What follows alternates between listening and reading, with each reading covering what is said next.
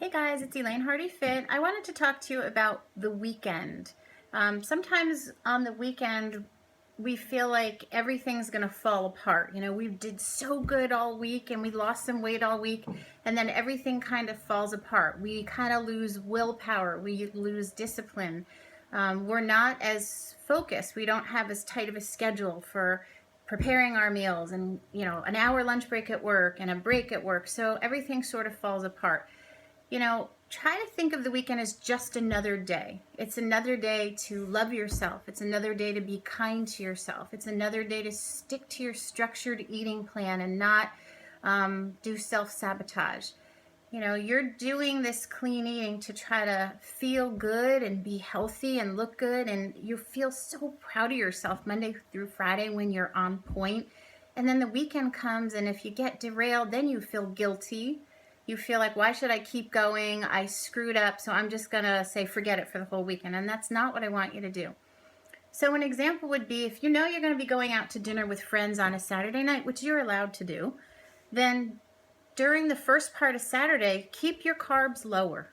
Keep your fat lower. Don't have bread and oatmeal that day. Don't have your delicious almond butter and handful of peanuts that day and salad dressing for lunch, because you're going to know that on Saturday night you're going out to dinner and you're most likely going to have wine, which is carbs.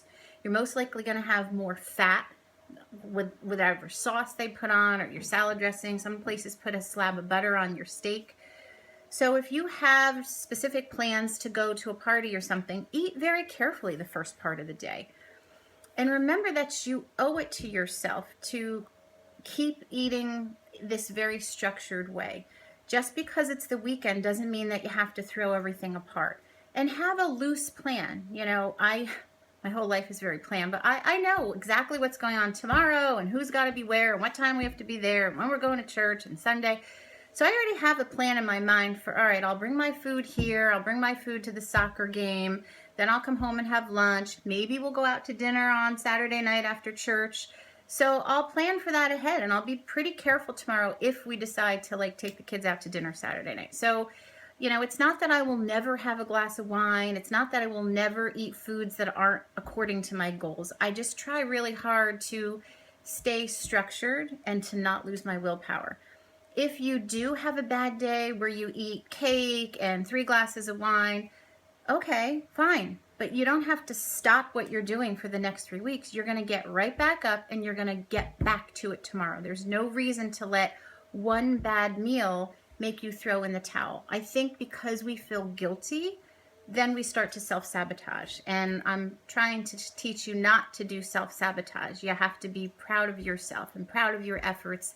You got to love yourself and you got to eat like you love yourself. Happy Friday. My lunch break's almost over, so I got to go. Thanks, guys, for watching. Bye.